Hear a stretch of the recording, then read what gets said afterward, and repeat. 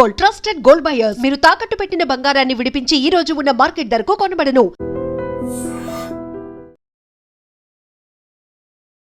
నమస్తే, welcome to iDream media. నేను మీ రొద్దం శ్రీనివాస్.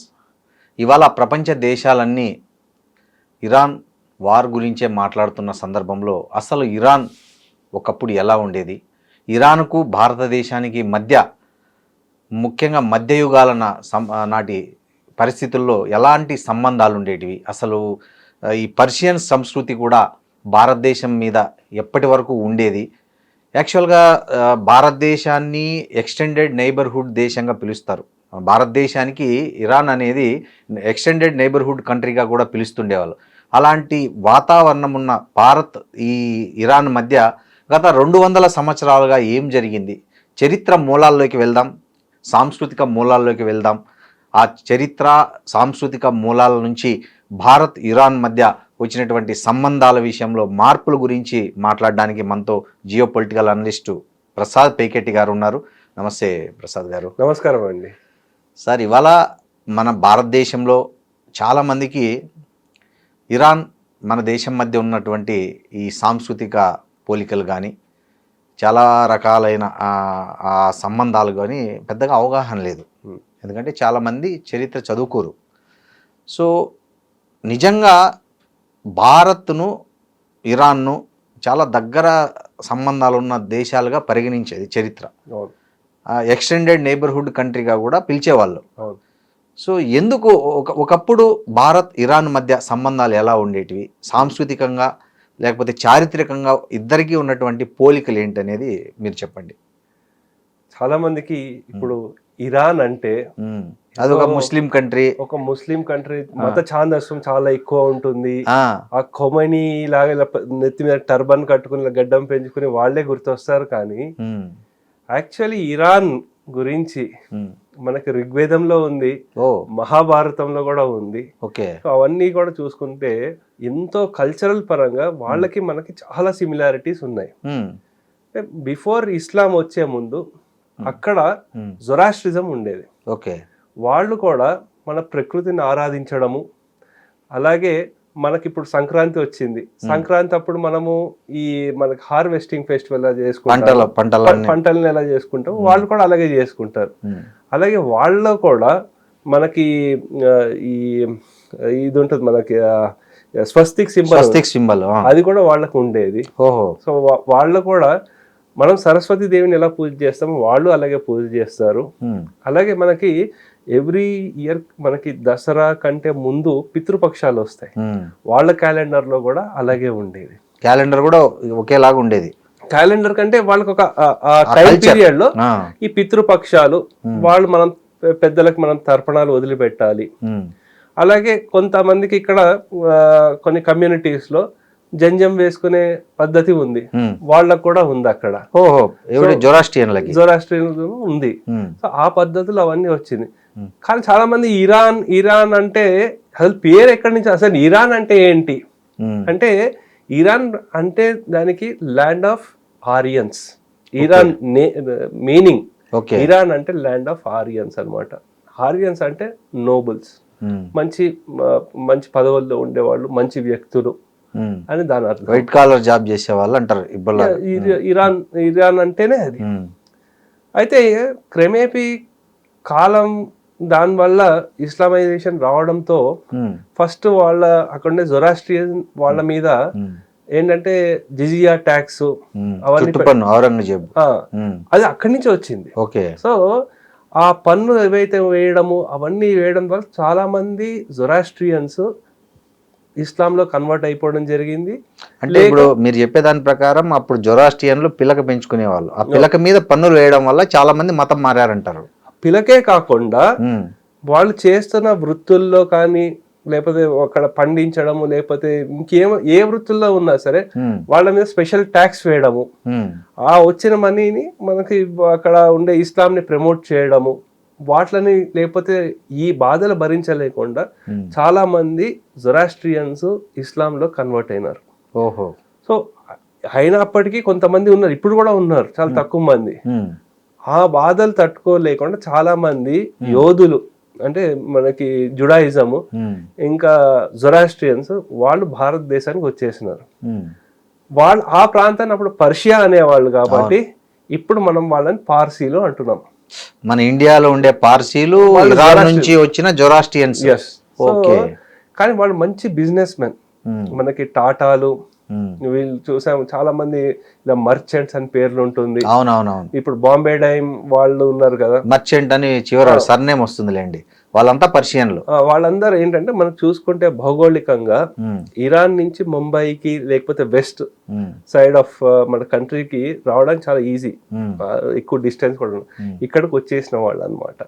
అయితే అవి చూసుకుంటే వాళ్ళు ఇక్కడ స్థిరపడి మంచిగా ఎస్టాబ్లిష్ చేసుకుని బిజినెస్ అన్ని సెటప్ చేసి, మొన్నటి వరకు ముంబై మున్సిపల్ ఎలక్షన్లు అన్నారు. వాళ్ళ ఫస్ట్ ఇనీషియల్ ఒక మనకు స్వాతంత్రం వచ్చిన తర్వాత లేకపోతే దానికంటే ఒక 10 సంవత్సరాల ముందు నుంచి వాళ్ళే ఎక్కువ కంట్రోల్ చేసేది ముంబై మున్సిపల్ కౌన్సిల్ ని. ఎవరు? పార్సీలు. ఓకే. సో అలా ఉండేది. కాంగ్రెస్ లో కూడా నేను అనుకోవడం దాదాబాయి నౌరోజీ కూడా వారు కూడా పార్సీలే. సో అందుకని పార్సీలు ఎక్కడ ఉన్నారో వాళ్ళు అక్కడ మంచిగా ఆర్థిక పురోగతి చెంది 10 మందికి ఉద్యోగ అవకాశం కల్పిస్తున్న వాళ్ళు పార్సీలు. వీళ్ళ ఆరిజిన్ వచ్చేసరికి ఇరాన్ నుంచి అన్నమాట. సో అయితే ఇంకా మనం చూసుకోవాల్సింది ఏంటంటే క్రమేపీ ఏంటంటే 1970s ఆ టైంలో అండి ఒక వాళ్ళ రూలర్స్ చేంజ్ అయ్యారు. ఖజార్ డైనాసిటీ అని ఒకటి ఉండేది. సో వాళ్ళు 1796 నుంచి 1925 వరకు వారు పాలించారు అనమాట. అయితే ఆ డైనాసిటీ ఏంటంటే మొత్తం ఇండస్ట్రియల్ రెవల్యూషన్ అయ్యి ప్రపంచం అంతా చేంజ్ అవుతుంటే వీళ్ళు ఏం చేంజ్ అవ్వకుండా విలాసవంతమైన జీవితంలో ఉండడంతో ఆ ఇరాన్ చాలా పెద్ద దేశం. ఆ పెద్ద దేశాన్ని ఏం చేశారంటే ఆ దేశాన్ని వీళ్ళు ఇంకా దాన్ని కొంతమంది బయట స్ప్లిట్ అయిపోవడం, కొంత తుర్కీలో వెళ్ళిపోవడం, ఇటువంటి ఇలా అవుతూ వచ్చి కొంత భాగం మిగిలిందనమాట. అయితే అక్కడ ఇంకేమవుతూ వచ్చిందంటే అదే సమయంలో రష్యా వాళ్ళు బాగా ఇంకా దీంట్లో ఇన్ఫ్లుయెన్స్ చేయడం మొదలుపెట్టారు ఈ ఇరాన్ దేశాన్ని. నెమ్మది వాళ్ళ పాలసీలు వాళ్ళతో పాటు బ్రిటన్ వాళ్ళు ఇద్దరు. అయితే 1917లో ఏమైందంటే రష్యన్ రెవల్యూషన్ వచ్చింది. రష్యన్ రెవల్యూషన్ రావడంతో ఏమైందంటే రష్యా వాడు అంతర్గతంగా వాళ్ళు సెటిల్ చేసుకోవడానికి ఆ రష్యా ఉండే కంట్రీని సోవియట్ యూనియన్ అయ్యి వాళ్ళ ఫోకస్ అంతా దాని మీద వెళ్ళింది. దాంతో ఏమైందంటే బ్రిటన్ వాడు ఏం చేశాడంటే వాళ్ళకి సంబంధించిన ఈ రష్యా ఏవైతే ఉన్నాయో అవి కూడా ఆ పాలసీలు అంటే కొన్ని రీజియన్స్ వీళ్ళు కంట్రోల్ చేశారు, కొన్ని వాళ్ళు కంట్రోల్ చేసుకుంటూ వచ్చేవారు. కానీ ఎప్పుడైతే రష్యా వాడు వెళ్ళిపోయాడో మోడర్నైజేషన్ పేరు చేత లేకపోతే ఎడ్యుకేషన్ ఇంకా కల్చర్, మన భారతదేశంలో ఇంకా కల్చర్ పాత కల్చర్ అట్లా కల్చరల్ చేంజెస్ చేయడము, రైల్వే లైన్స్ అని చెప్పి అవన్నీ చేసి మోడర్నైజేషన్ చేసుకుంటూ వచ్చాడనమాట. దాంతో వచ్చిన సమయంలో ఏమైందంటే అక్కడ ఒక మామూలు ఆర్మీ బ్రిగేడియర్ రజా ఖాన్ అని ఉండేవాడు. రజా ఖాన్ అని అతన్ని ఒక టెంపరీ ఒక డమ్మీ క్యాండిడేట్ లాగా పెట్టుకుంటూ వచ్చి బ్యాక్గ్రౌండ్ అంతా వీళ్ళు నడిపించుకుంటూ వచ్చేవారండి. అయితే ఎప్పుడైతే అక్కడుండే ట్రెడిషనల్ లేకపోతే ఇస్లామిస్టులు ఎవరైతే ఉన్నారో వాళ్ళకి అది నచ్చేది కాదు. ఎప్పుడైనా ఇంకా తిరగబడే స్టేజ్కి వచ్చేసింది. ఆ 10-15 ఏళ్ళు అయిన తర్వాత 1941-42 ఆ సమయంలో వరల్డ్ వార్ 2 ఎప్పుడైతే స్టార్ట్ అవుతూ వచ్చిందో అండి అప్పుడు వీళ్ళకి ఇంకా ప్రెషర్ పెరిగింది. సరే బ్రిటన్ వాడు కూడా నెమ్మదిగా బ్యాక్ స్టెప్ చేసుకుంటూ వచ్చేసాడు. వచ్చి అప్పుడు ఏం చేశాడు అంటే పెహల్వీ ఉంటాడు, అంటే ఈ రజా ఖాన్ వాళ్ళ అబ్బాయి పేరు పెహల్వీ. ఓకే. ఆ పెహల్వీని తీసుకొచ్చి ఒక క్యాండిడేట్గా పెట్టి వాడు ఇంకా మోడర్నైజేషన్ లేకపోతే వాడు ఏంటంటే వాడిని యొక్క షా అని చేశారు. షా అంటే కింగ్. అవును. ఆ మొనార్చీని తీసుకురావడము, ఆ షా అని చేయడము. దాంతో ఏంటంటే అతను ఎవరైతే తిరగబడుతున్నారో వాళ్ళందరినీ ఏంటంటే వాళ్ళని ఎగ్జిక్యూట్ చేసేయడం మొదలుపెట్టాడు అనమాట. చేయడము లేకపోతే మోడర్నైజేషన్ పేరు చేత మొత్తం లిబరల్గా ఉండడము, వాళ్ళ కల్చర్ని గౌరవించకపోవడం ఇవంతా జరుగుతూ వచ్చింది. అయితే ఈ వరల్డ్ వార్ అయిపోయిన తర్వాత అప్పుడు బ్రిటన్ వీక్ అయింది, ఆర్థికంగా చాలా వీక్ అయింది. యుఎస్ వాడు ఏం చేశాడంటే ఇదే అదునుగా తీసుకుని వీళ్ళని మా కాలనీగా చూసుకుంటూ వచ్చాడు యుఎస్ వాడు. ఈ పెహల్వీకి ఒక డమ్మీగా క్యాండిడేట్ అలా పెడుతూ నడిపించుకుంటూ వచ్చాడు. వచ్చిన తర్వాత నెమ్మదిగా ఏమైందంటే అక్కడ ఉండే వాళ్ళకి డబ్బు ఉండే వాళ్ళకి లేని వాళ్ళకి వ్యత్యాసం చాలా పెరిగిపోయింది. ఆ డిఫరెన్స్ ఏదైతే ఉందో చాలా ఎక్కువ అయిపోయింది. నెమ్మదిగా తిరగబడడం మొదలుపెట్టారు.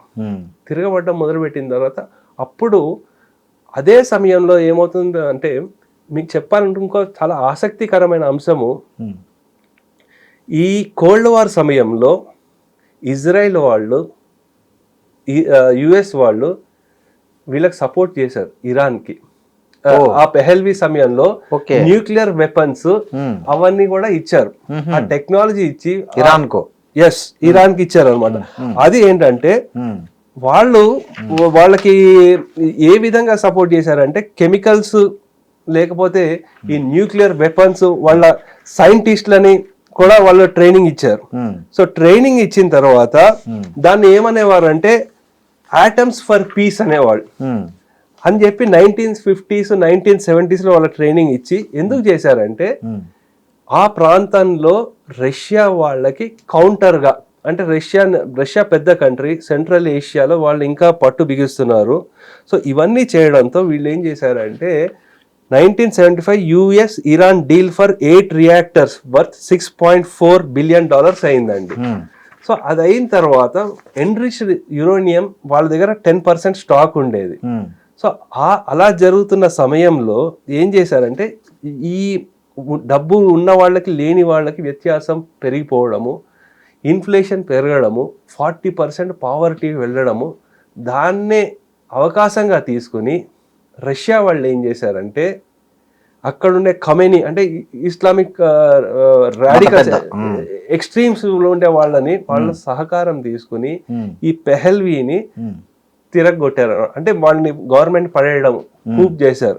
కూప్ చేసిన తర్వాత అక్కడ ఎకానమీ క్రాష్ అయిపోయింది. అయిన తర్వాత మీకు కొన్ని నెంబర్స్ లో చెప్పాలంటే, ఖొమేనీ ఇది ఇప్పుడు చనిపోయిన ఆయన కంటే ముందుండే ఆయన ఖొమేనీ దగ్గర ఒక 1 కోటి మందిని తీసుకొచ్చారు. ఒక బ్లాక్ ఫ్రైడే అని ఒకటి జరిగింది. అప్పుడు దగ్గర 88 మంది చనిపోయారు. అప్పుడు IRGC ఏర్పడింది. Okay, Iran's revolutionary guards council ఏదైతే ఉందో, అంటే ఆర్మీ కాకుండా సపరేట్ ఇంకొక డిఫెన్స్ కి వాళ్ళు కూడా ఏర్పడ్డారు అనమాట. వాళ్ళే ఇప్పుడు ఖమేనీ లేకపోయినా సరే ఇంకా ఫైట్ చేస్తున్న వాళ్ళు వీళ్ళే. ఓకే, సో వాళ్ళు మొత్తం అన్ని కంట్రోల్, ఈ న్యూక్లియర్స్ వీటిలన్నిటి మీద కంట్రోల్ తెచ్చేసుకుని అప్పటి నుంచి ఈ మత ఛాందస్వం ఏదైతే ఉందో అది నడుస్తూ వచ్చింది.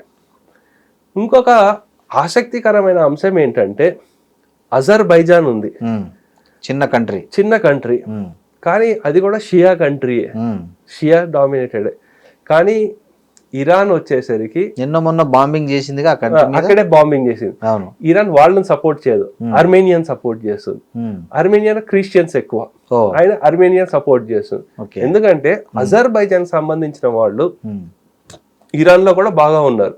సో వాళ్ళు కూడా ఫైట్ చేస్తున్నారు, కుర్దులతో కూడా కలిసి ఫైట్ చేస్తున్నారు. అందు గురించి అజర్బైజాన్ ని సపోర్ట్ చేయదు ఇరాన్, అక్కడ క్రిస్టియన్స్ సపోర్ట్ చేస్తుంది. సో ఎందుకంటే వాళ్ళు ఇరాన్ లో చూస్తుంటే మనకి టర్క్స్ ఉన్నారు, అజర్బైజాన్ సంబంధించిన వాళ్ళు ఉన్నారు, కుర్దులు ఉన్నారు, బలూచిస్తాన్ వాళ్ళు ఉన్నారు, అక్కడ ఉండే షియాలు కూడా ఉన్నారు. షియాలు అంటే అక్కడ ఉండే వాళ్ళ జొరాస్ట్రియన్స్ ఎవరైతే కన్వర్ట్ అయిపోయినారో వాళ్ళు అట్లా ఉన్నారు అనమాట.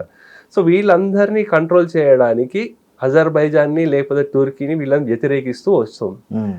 ఇంకొక అంశం మీరు గమనించాలంటే, జియో పాలిటిక్స్ వచ్చేసరికి టర్కీ కానీ లేకపోతే ఇవన్నీ ఏంటంటే, ఇవి నాటోలో సభ్యులు, వీళ్ళు టర్కీ నాటో సభ్య దేశాలు. కానీ రష్యా వాడు ముందు నుంచి వీడిని నెమ్మదిగా జాగ్రత్తగా చూసుకోవడము, ఇరాన్లో ఉన్న ఖమేనీతో బాగా ఉండడం ద్వారా వీళ్ళు ఏం చేశారంటే, సిఐఏ వాళ్ళు సద్దాం హుస్సేన్ సున్నీ అయినప్పటికీ కూడా ఆ బాత్ పార్టీ అని ఏదైతే ఉందో దాన్ని నెమ్మదిగా ప్రమోట్ చేసుకుంటూ వస్తూ, ఇరాక్లో కూడా 65% షియాసే. అయినా సరే సద్దాం హుస్సేన్ని అలా కొంచెం పైకి తీసుకొచ్చి ఆయనకి సపోర్ట్ చేస్తూ, ఆయనను కూడా సపోర్ట్ చేసినారు బాగా. మళ్ళీ ఇరాక్ మధ్య వార్ జరిగింది, అప్పుడు కెమికల్ వెపన్స్ కూడా ఇచ్చారు. ఏవైతే ఉన్నాయో $5 billion 1980s లోనే వీళ్ళకి ఇరాక్ ఇచ్చారు. ఇచ్చిన తర్వాత అక్కడ కొన్ని కెమికల్ వెపన్స్, బీరెట్ బాంబింగ్ ఇవన్నీ కూడా చేసుకుంటూ వచ్చారు. అప్పుడు డొనాల్డ్ రమ్స్ఫెల్డ్ అనుకుంటా, అతను ఈ ఇరాక్ విజిట్కి వెళ్ళి ఈ ఇరాక్ ఒకప్పుడు టెర్రర్ లిస్ట్ లో ఉండేది, టెర్రర్ కంట్రీస్, దాని నుంచి కూడా బయటికి తీసుకొచ్చేసి ఈ వార్ అంతటికి రష్యా యుఎస్ వాళ్ళ మధ్య వారు, యాక్చువల్ కోల్డ్ వారు, దానికి డైరెక్ట్ ఇరాక్ మధ్య జరిగిందండి. 5 లక్షల మంది చనిపోయారు. 8 years వార్ జరిగింది. ఏమైందంటే ఏం అవ్వలేదు. సరే, మళ్ళీ ఒక సందేహం వస్తుంది, మరి ఇరాక్ మరి అంతగా సపోర్ట్ చేసిన వాళ్ళు మళ్ళీ సద్దాం హుసేన్ మీదకి ఎందుకు వెళ్ళారు అని చూసుకుంటే, ఎప్పుడైతే వియట్నాం వార్ జరిగిందో, వియట్నాం వార్లో ఏమైందంటే వీళ్ళు ఓడిపోయారు, యుఎస్ఏ వాళ్ళు. ఓడిపోతే వాళ్ళకు ఒక డౌట్ ఏమొచ్చిందంటే, డౌట్ కాదు, ఆల్మోస్ట్ బ్యాక్గ్రౌండ్ లో రష్యా వాళ్ళు సపోర్ట్ చేసుకుంటూ వచ్చారు. రష్యా వాళ్ళు సపోర్ట్ చేసుకుంటూ వచ్చారు కాబట్టి వియత్నాం గెలిచింది. సో అయితే ఎలాగైనా రష్యా మీద దెబ్బ కొట్టాలి అంటే సెంట్రల్ ఏషియాలో వచ్చేసరికి ఇరాన్, ఆఫ్ఘనిస్తాన్, ఈ 2 ప్రాంతాల్లో రష్యా కంట్రోల్ ఉంది. అందు గురించి ఒకటి ఏం చేశారంటే, రష్యా మీద వాళ్ళు సపోర్ట్ చేసుకుంటూ ఈ వార్లో బిజీగా ఉంచారు. కానీ రష్యా ఇంకా ఆఫ్ఘనిస్తాన్ చాలా కంట్రోల్ చేస్తుంది, దాన్ని కూడా అక్కడి నుంచి తరిమేయాలి. పాకిస్తాన్ వాడు ఏం చేశాడంటే, అప్పుడే జియావుల్ హక్, ఈ ఇస్లామిక్ రాడికలైజేషన్ అవన్నీ, యాక్చువల్లీ చెప్పాలంటే ఆఫ్ఘనిస్తాన్లో ఉన్న ముస్లిమ్స్ వాళ్ళు అంత రాడికల్ కాదు. వాళ్ళు దియోబందీ అనే ముస్లిం తెగ. మనకి దియోబందీ అనేది, దియోబంద్ అనే ప్రాంతం ఉత్తరప్రదేశ్లో ఉంటుంది. వాళ్ళని రాడికలైజేషన్ చేయడం మొదలుపెట్టినారు. అంటే యూపీ నుంచి తీసుకెళ్లారు అక్కడికి. ఆలోచన పద్ధతి అవంతా ఏవైతే ఉంటుందో వాళ్ళు ఫాలో అయ్యే ప్రాసెస్ అవంతా అదే ఉంటుంది. అయితే అక్కడ ఉండే పఠాన్లకి వాళ్ళందరికీ తాలిబాన్ ఒకటి ఏర్పాటు చేసి, దానికి ఈ అల్ ఖైదా నుంచి ఒసామా బిన్ లాడెన్ ని మనకి ఇక్కడ సౌదీ నుంచి వాళ్ళు తీసుకెళ్లారు. అల్ ఖైదా అనే పేరు ఏంటంటే the base in Afghanistan is called al Qaeda. అయితే ఈ ఫండింగ్ అవంతా చేసి, ఇస్లామిక్ రాడికలైజేషన్ చేసి, యుఎస్ వాడు వెపన్స్ అవన్నీ సప్లై చేసుకుంటూ వచ్చి, పాకిస్తాన్ వాడు నైబరింగ్ కంట్రీ కాబట్టి వాడు కూడా దాన్ని సపోర్ట్ చేసుకుంటూ వచ్చి, ఆ మోడల్తో ఆఫ్ఘనిస్తాన్లో రష్యాని తరిమి కొట్టేసినారు. అక్కడ అది అయిపోయిన తర్వాత ఏమైందంటే, ఇప్పుడు ఒకే ప్రాంతంలో 2 సున్నీ రాజులు ఒప్పుకోడు కింగ్డమ్. అందు గురించి ఇరాక్కి వీడికి గొడవ మొదలైంది. ఇరాక్ వాళ్ళకి ఈ సౌదీలో ఉండే షేక్లకి, వాళ్ళు సున్నీలే, ఒకటి ఆధిపత్యాన్ని ఇంకోడు ఒప్పుకోవడం. యుఎస్ ఒక క్యాల్కులేషన్ వేసుకున్నారు, మనకి ఎక్కువ బిజినెస్ ఇంట్రెస్ట్లు లేకపోతే ఇన్వెస్ట్మెంట్లు ఎక్కువ చేస్తుంది ఇక్కడ సౌదీ నుంచే, అలాగే మనకి ఆఫ్ఘనిస్తాన్ లో కూడా బాగా సపోర్ట్ చేసినారు. ఇరాక్ వాడైతే వాడు ఎప్పుడు ఫైట్ లో ఉన్నాడు, వాడు పెద్ద సపోర్ట్ చేయట్లేదు. అందుగురించి సద్దాం హుసేన్ ని పవర్ నుంచి దిగమంటే దిగలేదు. దిగకపోయేసరికి ఆ ఇరాక్ కువైట్ వార్ జరగడము, దాని తర్వాత మళ్ళీ వీడు స్టెప్ ఇన్ అవి వాళ్ళని జరపడము, తర్వాత మళ్ళీ వెపన్స్ ఆఫ్ మాస్ డిస్ట్రప్షన్ ఉన్నాయని చెప్పడము, అణ్వాయుధాలు అవన్నీ ఉండడం చేత అతన్ని పక్కకు జరిపేస్తున్నారు. ఇది హిస్టరీలో మనం చూసుకోవాల్సిన యుఎస్ ఆడిన డేంజరస్ గేమ్. కేవలం యుఎస్ ఆడిన డేంజరస్ గేమ్ వల్లనే ఈ దేశాల మధ్య యుద్ధాలు జరిగాయి అంటారు. యుద్ధాలే కాకుండా ఇస్లామిక్ రాడికలైజేషన్ అన్కంట్రోల్ అయిపోయింది, వాళ్ళ పెంచి పోషించారు కాబట్టి. అందు గురించే అదేమైంది, ఇంకా వాళ్ళు కంట్రోల్ చేయలేకపోవడంతో అల్ ఖైదా వాడు వీడి దేశం మీద తిరగబడ్డాడు. సెప్టెంబర్ 11. అంతకంటే ముందు నైరోబీలో యుఎస్ దాని మీద కూడా అటాక్ జరిగింది, ఎంబసీ మీద. సో అదే చెప్తాం కదా, ఎవరు వేసుకున్న దాంట్లో వాళ్లే పడ్డారు, తీసుకున్న గోతిలో వాళ్లే పడ్డారు. సో ఇవన్నీ ఇట్లా జరుగుతూ నెమ్మదిగా ఎట్లా అయితే వచ్చిందో, ఈ కల్చరల్ పరంగా కూడా చూస్తే ఇరాన్కి భారతదేశానికి ఎంతో ఉండే సత్సంబంధాలు ఏవైతే బాగా ఉండేవో అవన్నీ కూడా దెబ్బతినేసే పరిస్థితికి వచ్చింది.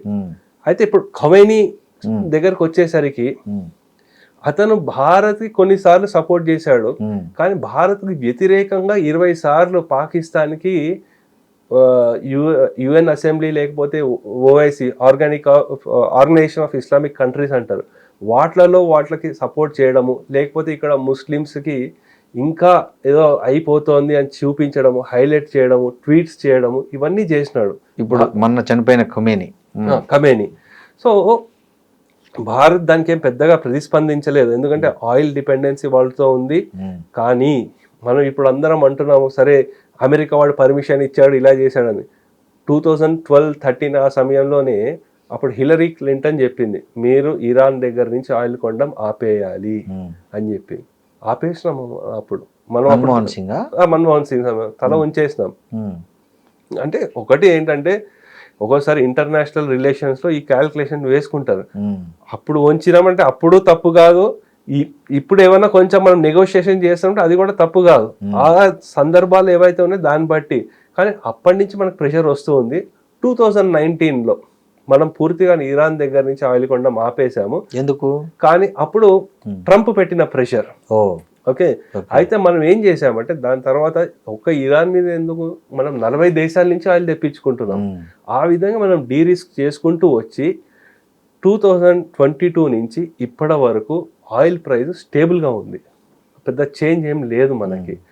ఆ ఆయిల్ని స్టేబుల్గా చేసుకుంటూ ఇరాన్ వాడితో కూడా మనం సత్సంబంధాలు ఏర్పరచుకుంటూ వచ్చి చాబహార్ పోర్ట్ మీద కంట్రోల్, ఆర్థిక అంశాలకు సంబంధించి, వ్యూహాత్మక సంబంధాలకు సంబంధించి, దౌత్యాలకు సంబంధించి ఈ చాబహార్ ఓడరేవ్ అనేది చాలా ప్రముఖ పాత్ర పోషిస్తుంది. అసలు ఏంటి ఈ చాబహార్ ఓడరేవ్ అంటే దేనికి అది ప్రసిద్ధి, చెప్పండి కొంచెం. అంటే చాబహార్ పోర్ట్ అనేదండి, ఇటు సైడ్ యూరోప్కి వెళ్ళాలన్నా ఎటన్నా వెళ్ళాలంటే ఇక్కడి నుంచి మనకు ఆ పోర్ట్ దగ్గర. దాన్ని ఏంటంటే చైనా వాడు గ్వాదర్ పోర్ట్ అని ఒకటి ఉంది మనకి బలూచిస్తాన్లో, దాని మీద కంట్రోల్ తీసుకుని ఇంకా ఎక్స్టెండ్ అయ్యి వెళ్ళిపోదామని వాడు ప్లాన్ వాడు వేసుకున్నాడు, చైనా వాడు. మనం ఏం చేసామంటే దానికి అక్కడ చెక్ పెట్టడానికి చాబహార్ పోర్ట్ లో మనం ఇన్వెస్ట్మెంట్ చేసుకుంటూ వచ్చాము.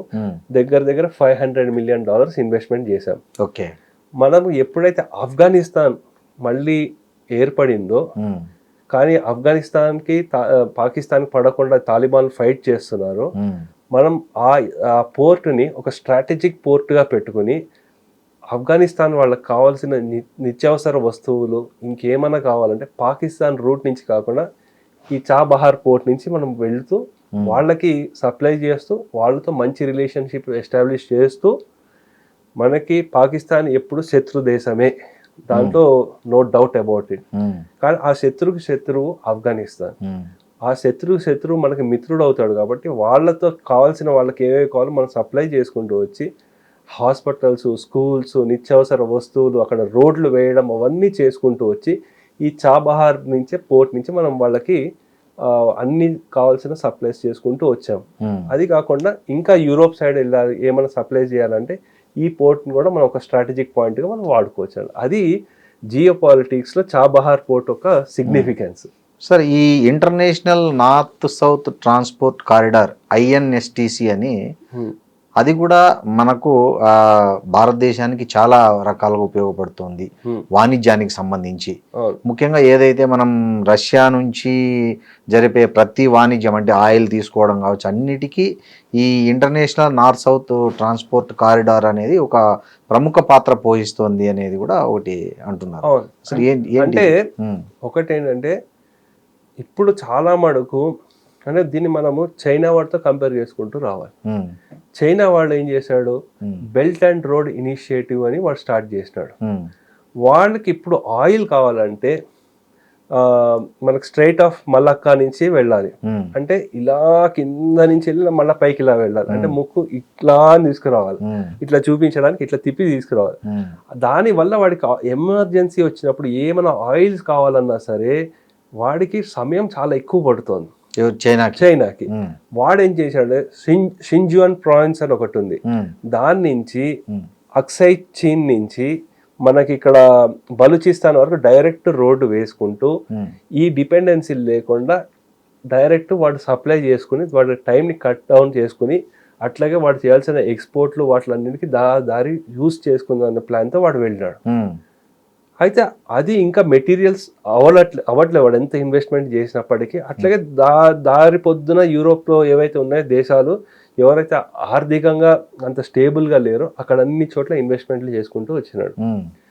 వాళ్ళకి ఎగెయిన్స్ట్గా, ఎందుకంటే రష్యా లేకపోతే మన దేశము ఇంకేమైనా సరే వాళ్ళతో మంచిగా ముందుకు తీసుకెళ్ళాలంటే ఈ ఇన్వెస్ట్మెంట్లు చేసుకుంటూ వచ్చి రోడ్డు కనెక్ట్, పోర్ట్ కనెక్ట్లు అవన్నీ చేసుకుంటూ భారత్ వచ్చింది. రష్యా వాడేమో టర్కీ, ఈ దేశాలు వీటిలన్నిటితో కూడా మన చైనా వాడు వీళ్ళందరితో ఎస్టాబ్లిష్ చేసుకుంటూ వస్తే మనం టర్కీకి చుట్టుపక్కల ఉండే దేశాలు అంతా ఏవైతే ఉన్నాయో వాళ్ళందరితో కూడా మనం మంచి సంబంధాలు ఏర్పరచుకుంటూ వస్తున్నాం. సో ఆ ఇనిషియేటివ్ లో ఇది ఒకటి ఇంటర్నేషనల్ రోడ్ ఏదైతే ఉందో అది కూడా ఒక మంచి ఇదే. కానీ ఇవన్నీ ఏంటంటే సమయంతో కూడుకునేది. మినిమం ఒక 10-15 సంవత్సరాలు, 20 సంవత్సరాలు ఒకసారి జియో పాలిటిక్స్ వల్ల మొత్తం ఆగిపోతుంది. యాక్చువల్ చెప్పాలంటే మనకి ఇరాక్ కి, పాకిస్తాన్ కి, భారతదేశానికి డైరెక్ట్ గ్యాస్ పైప్ లైన్ వేయాలని ఒక ప్రతిపాదన నడిచింది చాలా సంవత్సరాలు, వాజ్పేయి ఉన్నప్పుడు. కానీ ఈ టెన్షన్ వల్ల దాన్ని ఇంకా తీసి పక్కన పెట్టేశారు. సో ఇటువంటివన్నీ మనం చూసుకుంటూ రావాలండి. సో ఇట్లా ఏంటంటే ఈ టెన్షన్లు చాలా ఉన్నాయి ఇవి. కానీ కాన్సెప్ట్ వైజ్ బాగానే ఉంటుంది, కానీ అది మెటీరియలైజ్ అయ్యేంత వరకు మనం ఏం చెప్పలేము. ఇప్పుడు ఈ ప్రాంతీయ ఏదైతే సవాళ్ళు ఉన్నాయో, అంటే పాకిస్తాన్ ఆఫ్ఘనిస్తాన్ మధ్య యుద్ధం, అది భారత్కు ఎలా ఉపయోగపడబోతుంది? ఎందుకంటే ఇప్పుడు శత్రువులు ఎక్కువయ్యారు. మన శత్రువు పాకిస్తాన్కి ఇప్పుడు ఒకప్పుడు భారతదేశం మాత్రమే, ఇప్పుడు చుట్టూ శత్రువులు అయిపోయారు. అందులో ఇప్పుడు ఆఫ్ఘనిస్తాన్ కూడా ఒకటి పక్కలో బల్యం లాగా అంటాం కదా, అలా తయారైంది. సో అక్కడ తాలిబాన్లు కావచ్చు పాకిస్తాన్లో, ఇక్కడ ఆఫ్ఘన్లో ఉన్నటువంటి ఈ తీవ్రవాద గ్రూపులు కావచ్చు, వీటన్ని వాళ్ళు కొట్లాడుకోవడం అనేది భారతదేశానికి ఏ విధంగా లాభదాయకం అంటారు? అంటే ఇక్కడ చూడాల్సిన ఏంటంటే అండి, వాళ్ళు ఎప్పుడైతే అలా అక్కడ బిజీగా ఉంటారో ఇక్కడికి వాళ్ళు ఎక్కువ వచ్చి ఇన్వాల్వ్ అవ్వాల్సిన అవసరం ఉండదు. మీరు చూసుకుంటే యుఎస్ వాడు ఇప్పుడు ఇరాన్ మీద గొడవల్లో బిజీగా ఉన్నాడు. అందు గురించి ఆ డీప్ స్టేట్ వచ్చి బంగ్లాదేశ్ లో ఏం చేయలేకపోతుంది, దానివల్ల కొంచెం టెన్షన్స్ మనకు తగ్గుతుంది. అలాగే వీడికి ఎప్పుడైతే ఆఫ్ఘనిస్తాన్ లో వస్తున్నాడో ఈ టెన్షన్ల వల్ల మనకి ఏంటంటే మనకు డైరెక్ట్ ఫైట్ ఏం చేయకుండా వాడు రిసోర్స్లు అన్నీ అక్కడ ఖర్చు అవుతుంది. చిన్న ఉదాహరణ అండి, ఒక మిజైల్ తీసుకెళ్లి 10 మిజైల్లో ఎంతో వాడు అక్కడ ఖర్చు పెట్టాడు అనుకో, మామూలు సందర్భంలో ఆ 10 మిజైల్ ఇక్కడ టార్గెట్ చేసేవాడు, అవి అక్కడ పోతున్నాయి, వాళ్ళు ఫైట్ చేసుకుంటున్నారు, అక్కడ వాళ్ళు చూసుకుంటున్నారు. సో ఆ విధంగా ఇప్పుడు ఆఫ్ఘనిస్తాన్ లో తాలిబాన్ల పాలన వచ్చింది. సో ఈ పరిస్థితుల్లో ఇరాన్ భారత్ ఏమైనా ఏకతాటిపైకి వచ్చే అవకాశం ఉందా? నేను అనుకోవడం ఇప్పట్లో రాదండి. అట్లా రాదు, ఇప్పుడు రాదు. ఎందుకంటే ఎప్పటి వరకు మనము ఈ మన ఎకానమీ, సర్వీసెస్ ఇవన్నీ కూడా యుఎస్ మీద డిపెండ్ అయి ఉన్నాయో, మనం యుఎస్కి ఎగెన్స్ట్గా అయితే వెళ్దాం మనం. అట్లాగే టెక్నాలజీ పరంగా మనము ఇజ్రాయెల్ మీద డిపెండ్ అయి ఉన్నాం. అందుగురించి మనం ఇజ్రాయెల్ కూడా ఎగెన్స్ట్ కావం. భారత్ ఇరాన్ ఏకతాటి మీద వచ్చే అవకాశం చాలా రేర్, నేను రాదని అనుకుంటున్నాను. సో ఆఫ్ఘనిస్తాన్ ఇరాన్ కలవచ్చు పాకిస్తాన్ కి వ్యతిరేకంగా అవ్వడానికి. ఎందుకంటే వీడు పాకిస్తాన్ వాడు ఏం చేస్తాడంటే డబుల్ గేమ్ ఆడుతున్నాడు. సో ఏం ఆడుతున్నాడు అంటే ఒకటేమో ముస్లిం బ్రదర్హుడ్ అని చెప్తున్నాడు. సో కానీ ఒక యుఎస్ తో బాగా కలుస్తున్నాడు, ఇంటెలిజెన్స్ షేర్ చేస్తున్నాడు. సో అందు గురించి ఆఫ్ఘనిస్తాన్, ఇరాన్ ఇంకా ల్యాండ్ రూట్ యూస్ చేసుకుని చైనా వాడు ఆఫ్ఘనిస్తాన్ నుంచి ఇరాన్ కావాల్సిన సప్లైస్ చేస్తున్నాడు. కాబట్టి పాకిస్తాన్ వాడు ఆఫ్ఘనిస్తాన్ మీద all of a sudden war చేయడం కూడా జరిగింది. సో అందు గురించి పాకిస్తాన్ వాడు ఎంత డబుల్ గేమ్ ఆడాడు అంటే, ఇటు పక్క చైనా వాడుతూ ఇంకో పక్కన యుఎస్ తో, ఇవన్నీ ఈ చేయడం వల్ల ఆ చిక్కులో వాడే పడ్డాడు వాడు.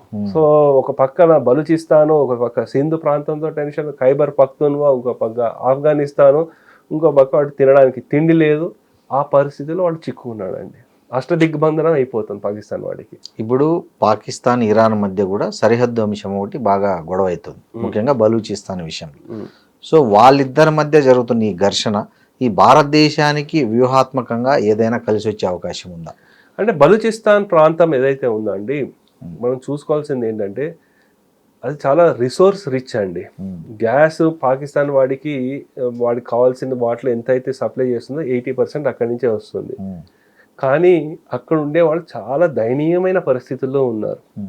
సో బలూచిస్తాన్ వాళ్ళు ఏంటి, మా కల్చర్ వేరు, అన్నీ వేరు అని చెప్పి ఏదో ఒక చిన్న తప్పిదం జరిగింది ఇండిపెండెన్స్ టైంలో. వాళ్ళు కలవడంతో, లేదంటే సపరేట్ దేశంగానే ఉండేది. వాళ్ళు కొన్ని అయితే వాళ్ళ సంస్కృతుల్లో అమ్మవారు ఉన్నారు, ఆవిడ పేరు హిందోలి మాత అనుకుంటా, అక్కడ ఉన్నారు, శక్తిపీఠం ఆవిడ. సో మన హిందువులు చాలా మంది అక్కడ ఉండేవారు, సపోర్ట్ చేసేవారు. ఇప్పుడు కూడా అక్కడ మరాఠీలు ఇంకా ఉన్నారు కూడా బలూచిస్తాన్లో. బలూచిస్తాన్ ఎందుకు వెళ్ళారు అక్కడికి? అంటే అప్పుడు ఛత్రపతి శివాజీ మహారాజ్ గారి సమయంలో మొత్తం అక్కడ వెస్ట్ సైడ్ మొత్తం అంతా కంట్రోల్ చేసుకోవడంలో వాళ్ళు ఏం చేశారంటే మరాఠీలు ఏ ఏ ప్రాంతంలో వెళ్తే అక్కడక్కడ వాళ్ళని డెవలప్ చేసుకుంటూ వచ్చేసారు. ఇక్కడ కూడా ఇక్కడ మనకి భాగ్యనగరంలో కూడా చాలా మంది మరాఠీలు వాళ్ళందరూ ఉన్నారు ఎప్పటి ముందు ఛత్రపతి శివాజీ మహారాజ్ సమయం నుంచి. అక్కడ లోకల్ ఆర్మీస్ ని వాళ్ళందరినీ బాగా డెవలప్ చేసుకుంటూ వచ్చారు. ఇంకా మరాఠీ పద్ధతిలోనే అక్కడ కొన్ని పెళ్లిళ్ళు కూడా జరుగుతూ ఉంటాయి బలూచిస్తాన్లో. సో అది మనం చూసుకోవాల్సింది ఏంటంటే బలూచిస్తాన్ మనకి వాళ్ళ ఫ్రీడమ్ స్ట్రగుల్ గురించి భారతదేశం ఐ థింక్ 2017 or 18లో ఇండిపెండెన్స్ డే స్పీచ్లో మోదీ గారు చెప్పారు చాలా కష్టపడుతున్నారు, వాళ్ళ రైట్స్ వాళ్ళకి రావాలి అని వారు స్పీచ్ ఇవ్వడం కూడా జరిగింది. సరే అన్నోన్ మెన్ అంటారా ఇంకేమన్నా అంటారు, వాళ్ళు వచ్చి వీళ్ళని కొట్టేస్తున్నారు అందరినీ. మనకి భారత్కి వ్యతిరేకంగా ఎవరైతే పనిచేస్తున్నారో పాకిస్తాన్లో ఉండేవాళ్ళు టెర్రరిస్టులందరినీ హతమార్చడం అయితే జరుగుతోంది. కానీ BLA అని ఒకటి ఉంది, బలూచిస్తాన్ లిబరేషన్ ఆర్మీ అని, ఇటువంటి ఏవైతే ఉన్నాయో దాని మీద US టెర్రరిస్ట్లో పెట్టారు. దాంట్లో పెట్టడంతో భారత్ డైరెక్ట్ వాళ్ళని ఏం సపోర్ట్ చేయట్లేదు, దానికి సంబంధించిన ప్రూఫ్స్ కూడా ఏమీ లేదు. At least in principle in thought process మనం వాళ్ళని అయితే సపోర్ట్ చేస్తున్నామని. ఓకే సార్, ఇంకోటి మనం ఇరాన్తో మన దేశానికి ఇలాంటి సాంస్కృతిక చారిత్రక సంబంధాలన్నీ బాగా దగ్గరగా ఉన్నాయి. కానీ మనం ఇప్పుడేమో ఆ ఇరాన్ మీద దాడి చేస్తున్న అమెరికా ఇజ్రాయెల్కు ఇండైరెక్ట్గా సపోర్ట్ చేస్తున్నాం, డైరెక్ట్గా సపోర్ట్ చేయట్లేదు. సో ఇది భవిష్యత్తులో ఇరాన్ భారత సంబంధాల మధ్య ఎలాంటి ప్రభావం చూసే అవకాశం ఉంది? అంటే మనకి ఎప్పుడైతే ఇస్లామిక్ రాడికలైజేషన్ అయ్యిందో అక్కడ just give and take relationship ఉంది మనకి ఇరాన్ వాళ్ళతో. ఓకే, నిజంగా ఒకళ్ళంటే ఒకళ్ళు పడిపోయి చచ్చిపోయేంత రిలేషన్ ఏం లేదు. ఎందుకంటే మనకి ఇరాన్ వాడికి UAEతో పడదు. మాక్సిమం మన భారతదేశస్తులు ఎవరైతే ఉన్నారో వాళ్ళు UAEలోనే ఉన్నారు, 45 lakhs మంది ఉన్నారు. తర్వాత నెక్స్ట్ మనం చూసుకుంటే సౌదీలో ఉన్నారు. సో మన వాళ్ళు ఎవరైతే ఎక్కువ ఉన్నారో అటుపక్క ఉన్నారు. ఇరాన్తో ఏంటంటే just give and take relationship ఉంది.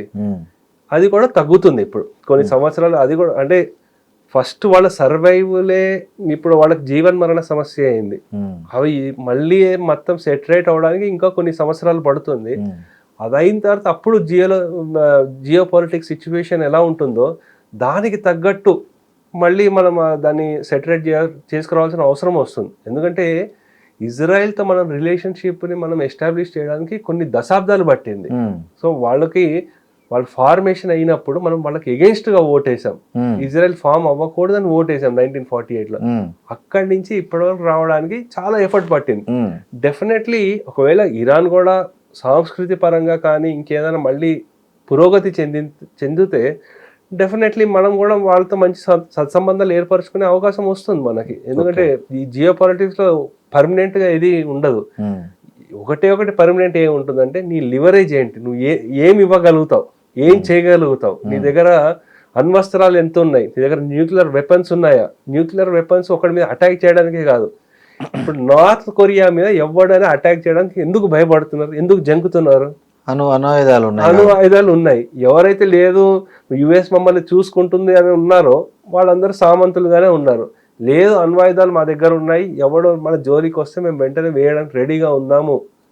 వేయకపోయినా సరే ఆ భయం ఉంటుంది. ఒక్కోసారి ఆ భయం కూడా చాలా ఇంపార్టెంట్. అది ఇరాన్ వాళ్ళు న్యూక్లియర్ టెస్ట్లు చేయకపోవడము కూడా ఒక విధంగా చెప్పాలంటే వాళ్ళకి దెబ్బే అని చెప్పాలి. ఎందుకంటే వాళ్ళకు ఉండే ఫెసిలిటీస్ అన్ని డిస్ట్రాయ్ చేసేసినారు. ఇప్పుడు అది కూడా ఏం లేదు ఇప్పుడు అక్కడ. సార్, ఇప్పుడు మీరు మీ అంచనా ప్రకారం ఈ ఇరాన్ ఇజ్రాయెల్ మధ్య జరుగుతున్న ఈ వార్ అమెరికా సహకారంతో ఎప్పటి లోపల ముగిసే అవకాశం ఉంది, ఎలా ముగిసే అవకాశం ఉంది? అది ఇప్పట్లో అవ్వదండి. అది ముగియదు. ఎందుకు? ఏమవుతుందంటే వీళ్ళకి ఇరాన్ వాడికి ఏంటంటే వాడికి ఏవైతే పెట్టాయో అన్ని పెట్టేసాడు వాడు. అంటే వారికి ఇవన్నీ చేయడము, ఆ చుట్టుపక్కల ఉన్న కంట్రీస్ ఏవైతే ఉన్నాయో వాటిలో కూడా వార్ చేయకుండా వాళ్ళకి క్షమాపణ చెప్పడం జరిగింది. ఇంకా వాళ్ళు ఏం చెప్తున్నారంటే ఒకవేళ మళ్ళీ మీ దేశం నుంచి మా మీద అటాక్ అయితే మేము మీ మీద అటాక్ చేస్తాం, అప్పటి వరకు మేమేం చెయ్యము అని చెప్తున్నారు. ఈ కంట్రీస్ ఏవైతే ఉన్నాయో సౌదీ కానీ UAE, ఖతారు, కువైట్, ఇవన్నీ దేశాలు US లో $2 trillion వరకు ఇన్వెస్ట్మెంట్ చేసినారు. వీళ్ళు ఇప్పుడు యుఎస్ మీద ప్రెషరైజ్ తీసుకొస్తున్నారు. మీరు దీన్ని ఆపకపోతే మేము విత్డ్రా చేసేసుకుంటాము మా ఇన్వెస్ట్మెంట్లు అని చెప్పడం జరుగుతుంది. యుఎస్ కూడా ఇంకా మాట వినకుండా అయ్యే స్టేజ్ కూడా నెమ్మదిగా వెళ్తున్నారు. యుఎస్ మీద ప్రెషర్ పెరుగుతోంది. అట్లనే అంతర్గతంగా యుఎస్ లో కూడా ట్రంప్ కి వ్యతిరేకత ఇంకా పెరుగుతుంది. మొన్న ఒక ఆర్మీ ఆఫీసర్ ఒకటి వైరల్ అయింది వీడియో, నో వార్ అని. నో వార్ అని చెప్పడము, ఇంకా ఇన్ఫ్లేషన్ పెరుగుతోంది వాళ్ళకి. ఇవన్నీ ఏంటంటే 30% లోపలికి ట్రంప్ అప్రూవల్ రేటింగ్ వచ్చేసింది. సో వీళ్ళు ఏం చేస్తారనుకుంటే ఎయిర్ డిఫెన్స్ లేకపోతే పెద్ద ఖర్చు పెట్టడాలు ఇవంతా ఏం చేయలేదు. ఎందుకంటే ప్రతి రోజు వార్ చేస్తున్నారంటే కొన్ని బిలియన్స్ ఆఫ్ డాలర్స్ ఖర్చు అవుతుంది.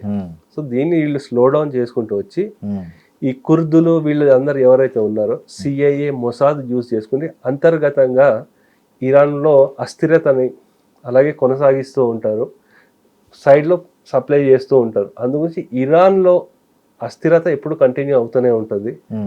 వీళ్ళ ఖర్చు పెట్టే డబ్బు తగ్గుతూ ఉంటది. వీళ్ళ సైనికులు వాళ్ళు ప్రాణాలు కోల్పోరు. ఇంకా ఆయిల్ ప్రైస్ ని స్టెబిలైజ్ చేయడానికి చూస్తారు. నెక్స్ట్ రాసి పెట్టుకోండి, ఇరాన్ లో ఉండే ఆయిల్ వెల్స్ వీటిలన్నిటి మీద కూడా ఆర్థికంగా వీళ్ళని ఎలా దెబ్బ కొట్టాలో అవి చేస్తారు. తద్వారా చైనా వాడికి ఇండైరెక్ట్లీ వాడిని చెక్ చేయడానికి చూస్తారు. సో అందు గురించి ఇది ఇంకా కొనసాగుతుంది.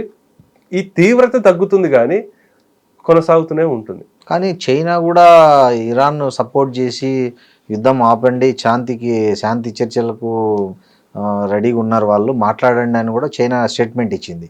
సార్ ఒకటి, ఏ దేశము మీరు ఇంకా వార్ చేయండి అని చెప్తుంది? చెప్పదు, పైకి ఏ దేశం చెప్పదు. సో కానీ వాళ్ళు ఏంటంటే వాళ్ళు సప్లై చేయడము లేకపోతే వాళ్ళకి కావాల్సిన రిసోర్స్ వీళ్ళకి వచ్చేంత వరకు వాళ్ళు అట్లనే ఇండైరెక్ట్ గా మెటీరియల్స్ అన్ని సప్లై చేస్తూ ఉంటారు. ఎప్పుడైతే ఆ సప్లై ఛానల్స్ కట్ అవుతుందో వాళ్ళు బ్యాక్ స్టెప్ తీసుకుంటారు. చైనా, రష్యా వాళ్ళు డైరెక్ట్గా దీంట్లో అయితే ఇన్వాల్వ్ అవ్వరండి, అవ్వరు డెఫినెట్లీ. కానీ ఎప్పుడైతే వెపన్స్ అవన్నీ ఇక్కడ యూస్ అవుతూ ఉంటాయో ఇరాన్ మీద, వాడికి తెలిసింది ఏంటంటే ఇది అయిన తర్వాత నెక్స్ట్ వచ్చేది చైనా తైవాన్ మీద జరిగే వారు. దాంట్లో యుఎస్ వాడు మళ్ళీ ఇన్వాల్వ్ అవుతాడు తైవాన్ మీద. అప్పటి వరకు యుఎస్ వాడిని బిజీగా ఉంచి వాడి దగ్గర ఉన్న రిసోర్స్ అందటినీ, ఎకనామిక్ రిసోర్సెస్ అన్నింటినీ కట్ చేసుకుంటూ రావాలంటే వాడిని ఎక్కడో అక్కడ వార్లో బిజీగా ఉంచాలి. అందు గురించి ఇరాన్లో వార్ అవుతూనే ఉండాలి వాడికి, చైనాకి. సో ఇరాన్ వాడికి ఏంటి, మా దగ్గర ఏవైతున్నా మేము మునిగినా పర్లేదు, మిమ్మల్ని కూడా ముంచేస్తాం అని ఆ ధోరణిలో వెళ్తున్నారు. ఎందుకంటే ఇప్పుడు వాళ్ళకి ఈ ఖమేనీ తర్వాత వాళ్ళ సక్సెషన్ ప్లాన్ ఎలా ఉందంటే చిన్న చిన్న యూనిట్స్ గా ఒక 30 నుంచి 40 మంది జిఆర్సి కమాండర్స్ ఉన్నారు. ఈ ఏమంటారు, రెవల్యూషనరీ గార్డ్స్ ఎవరైతే ఉన్నారో ఆ కమాండర్లు ఇండిపెండెంట్ గా ఆపరేట్ చేసేస్తున్నారు. అంటే లీడర్షిప్ లేదు. మనకి ఒక ఉంది కదా, మనకి రక్త బీజుడు అని, అతని రక్తం నుంచి ఇంకా 100 మంది పుట్టేస్తారు. ఇప్పుడు అట్లా చిన్న చిన్న వాటిలో స్పెసిఫిక్ టార్గెట్ల మీద అటాక్ చేసుకుంటూ వస్తున్నారు. అది ఇంకా కంటిన్యూ అవుతుంది. సో ఆ టెన్షన్లు అయితే ఇంకా ఉంటాయి. కానీ చుట్టుపక్కల దేశాలు వాళ్ళు ఏంటంటే శాంతి కోరుకుంటున్నారు, ఎందుకంటే వాళ్ళ బిజినెస్ ఇంపాక్ట్ అవుతుంది. సో ఇవి మాత్రం యుద్ధం అందు గురించి కంటిన్యూ అవుతుంది. అట్లీస్ట్ యుఎస్ వాడు ఇప్పుడు చెప్పడము నెక్స్ట్ 6 వీక్స్ ఉంటుంది ఇలా అంటున్నాడు, కానీ నేను అనుకోవడం ఇంకా 6 months వరకు అయితే నడుస్తుంది యుద్ధం. నడుస్తుంది. థ్యాంక్ యూ ప్రసాద్ గారు. Okay, thank you very much.